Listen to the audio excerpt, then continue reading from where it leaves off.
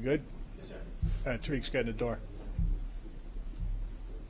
All right, good evening, everyone. Thanks for being here tonight. We're here tonight with the mayor, U.S. Attorney from the Southern District, Jeffrey Berman, the FBI Assistant Director, New York office, Bill Sweeney, and John Miller. And I think it's very important that we brief you this evening on the arrest of 2 individuals by the Joint Terrorist Task Force on a number of federal charges related to explosives. U.S. Attorney Berman will speak more to those charges. As you will hear, this incident began with a December 4th, 2017 threat to a high school in Harlem.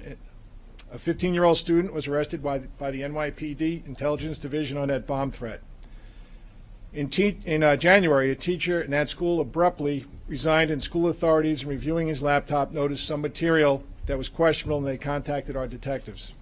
Based on a follow-up investigation by the Joint Terrorist Task Force, that was what led to those arrests today. Deputy Commissioner John Miller will provide some additional information about this investigation. However, this case is in its very early stages, and there is much detail we cannot provide. So basically, as usual, this is preliminary information. We're going to take a few questions at the end of this, but again, just to let you know, we can't go into too much detail. Mr. Mayor? Thank you very much, Commissioner. Commissioner, I want to thank everybody at the NYPD, and I want to thank our federal partners for their great work. Once again, the brave men and women of the NYPD and of the FBI have done extraordinary work, and in this case, likely saved many, many lives. And I want to thank them on behalf of all New Yorkers. I also want to say that the staff at the school did something very important. Their work was crucial here as well. And I want to thank them for their vigilance and their diligence and the smart work they did in immediately alerting law enforcement. This is a moment to remind all New Yorkers, to remind everyone, that the idea that if you see something, you say something is more pertinent than ever.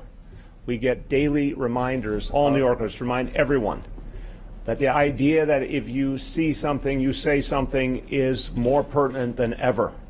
We get daily reminders of the threats arrayed against us.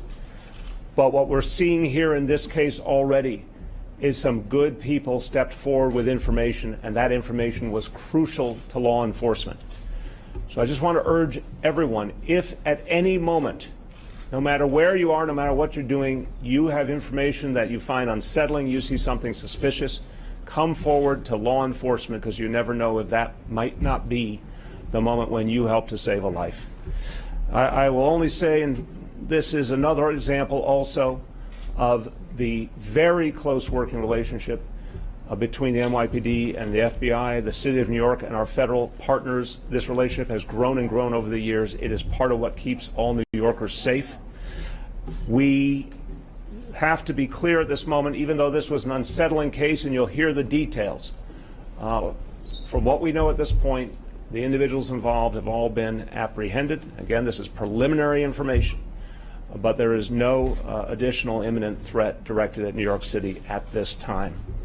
And finally, I just want to remind everyone there is always a reason why New York City finds itself in the crosshairs, because this city is a great beacon of democracy, of a pluralistic society. We've got a lot of enemies out there, but what we've proven time and time again is the great work of law enforcement working with the people has an extraordinary impact and keeps this city safe. And we are once again going to go forward tomorrow with that same spirit of resiliency for which New Yorkers are famous. Thank you. And now we're going to hear from a great partner of the NYPD, the Assistant Director in charge of the New York FBI office, Bill Sweeney. Bill? Thanks, Jimmy. Good evening, everybody. I'd like to extend my thanks to those individuals that initially brought this information to our attention. That information from citizens, combined with the investigation and the operations that followed, stopped a significant threat to public safety. The FBI's New York Joint Terrorism Task Force operates in a constant state of readiness. We will continue to review the evidence that we obtained this morning. We have no indication that there is a continued threat posed by these individuals, but we do not stop an investigation just because somebody's in custody. I would ask that if you have information related to these individuals, to please call our tip line at 384-1000. Press the number 3, and you'll be directed to somebody to take your information, or you can provide information online at www.fbi.gov/tips. Thank you. Okay, thanks, Bill. John Miller is going to give you the chronology of events. John? Thanks, Commissioner. On December 4th, there was a bomb threat made to an Upper Manhattan school. That triggered a call to police in relation to the bomb threat and began an investigation by the Leeds Investigation Unit from the Intelligence Bureau into where that threat came from and what the source of it was. That investigation continued, involving interviews with students, teachers, and others. As part of that investigation, a development on January 10th was the resignation of Christian Toro, a school teacher from that school, which caused investigators to follow up. 2 days after that, Christian Toro's brother, as outlined in the complaint, turned in a Department of Education laptop that had been assigned to Christian Toro while he was a teacher to the Board of Education. A review of that laptop by Board of Education officials uncovered what appeared to be a document including bomb-making instructions. That, of course, caused the investigation to continue, and the FBI NYPD Joint Terrorism Task Force joined the efforts of the Intelligence Bureau and the Detective Bureau of the NYPD to follow additional leads. This week, additional investigative steps led to interviews and developments in the case that amounted to probable cause for the FBI's Joint Terrorism Task Force to seek a search warrant from the U.S. Attorney's Office and a federal judge to go to 2121 Matthews Avenue and search an apartment belonging to Christian and Tyler Toro. In the course of that search, which was conducted beginning this morning and went on through much of the day, over 30 pounds of chemicals, which taken together in certain combinations constitute explosive precursor materials, were recovered. Christian and Tyler Toro were taken to the 49th Precinct, where they were taken into custody by the FBI and charged, as you see in the complaint, with possession of explosive precursors and giving explosives to minor. The charges have to do, as is outlined in the complaint, with allegations that at least 2 students who were present in the Toro's apartments emptied explosive black powder from fireworks, harvesting them from fireworks and then putting them into separate containers, as well as the explosive materials and what appeared to be simulated weapons that were found in the course of the search. There was a diary appearing to belong to Toro's brother that had notations in it about something called Operation Flash, statements contained in the diary about discarding and doing away with physical evidence, and other documents that had statements such as the small ones, let me start with the quote, "Under the full moon, the small ones will know terror." We don't know at this point in the investigation, other than the criminal charges related to the explosives, the full breadth of what these materials mean. So, as Assistant Director Sweeney said, we're going to continue that investigation. I would like to underscore and underline again, with these 2 individuals in custody, with the people we've interviewed, with the evidence we've seen so far, there is no reason to believe at this point that there is any remaining threat to New York City or any school. We're at an early stage of this investigation, and we'll try to take some questions. Just before we take some questions, the U.S. Attorney for the Southern District of New York, Jeffrey Berman, is going to talk about the charges. Good evening. Earlier today, members of the New York Joint Terrorism Task Force arrested Christian Toro and Tyler Toro in the course of a search of their residence in the Bronx. My comments here today must be fairly limited as the investigation remains ongoing.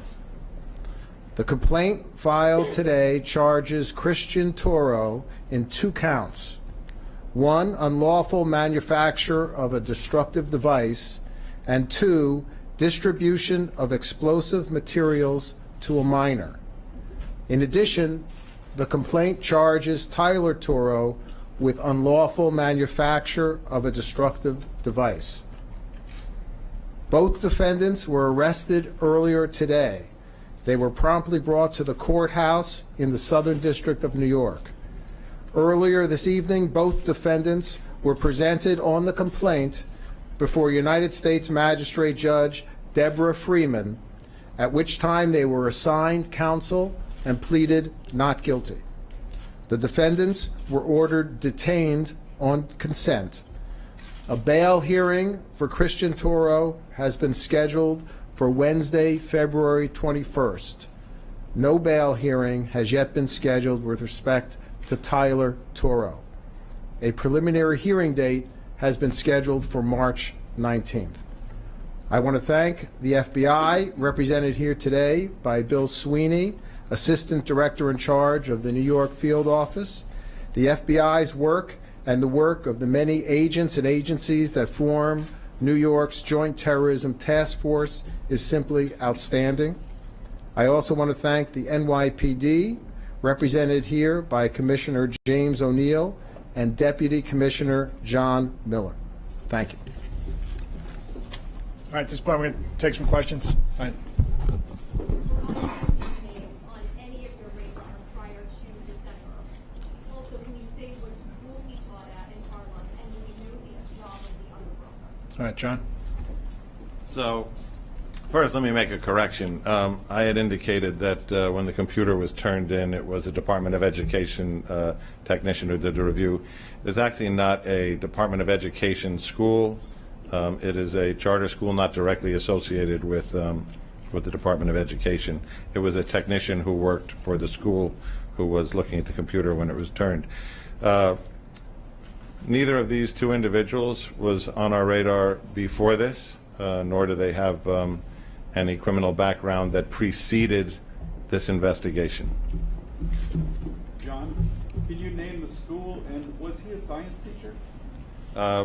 We're not naming the school, and it is not contained within the complaint, and we're fairly limited to stay within the 4 corners of the complaint. Is he a science teacher? Christian? Was he a science teacher? Can't answer that. There's Tony. dates that were mentioned about the bomb threat that was phoned in, and then in close proximity to that was the resignation of the Christian Toro. Is there a relationship, have you ascertained the relationship between the bomb threat and his resignation and the investigation that may have been going on? Yeah, I know it's going to be kind of frustrating for everybody, but we're not going to go into that level of detail right now, Tony. John? Commissioner, these 2 brothers from the Bronx, were they American born? And what did the other brother do for the teacher? I don't think we have what Tyler's occupation is, but we're not going to go too deep. Rocco? Yeah, we're not going to go that deep. Rocco? Is it clear how close they were to actually carrying something out, A and B? I know it's early, but I'll ask it anyway. Is it clear why they turned, why they radicalized, any of that? No, we don't, and again, Rocco, that's part of the investigation. As we have spend more time, we'll be able to figure these things out and give you some answers at a later date. Solon? Can you clarify the previous rape charge for the Christian Toro? So was he, when this happened, I saw that on the complaint that he was arrested previously. John? That was something that developed as a result of the investigation of the bomb scare to the school. He was charged in that case, but not in custody as of this morning's search warrant. On the note that you read, you said, under the full moon, the small ones will know terror. Is there any indication that they were specifically planning to target children? We can't interpret what the meaning of that is. It'll certainly be a factor within the investigation.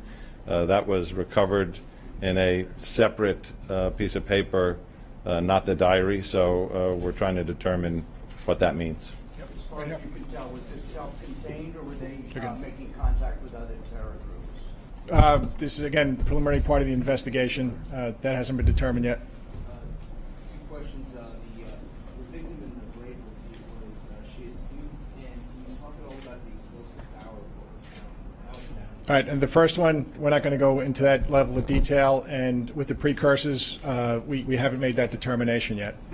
Folks, we're getting into a lot of, I know, detailed Right. questions, as the Commissioner said, look, this is Yep. early investigation, we'll probably have more answers later, but unfortunately, we're not going to be able to get into a lot more details as you're asking. All right, so just thank everybody for being here.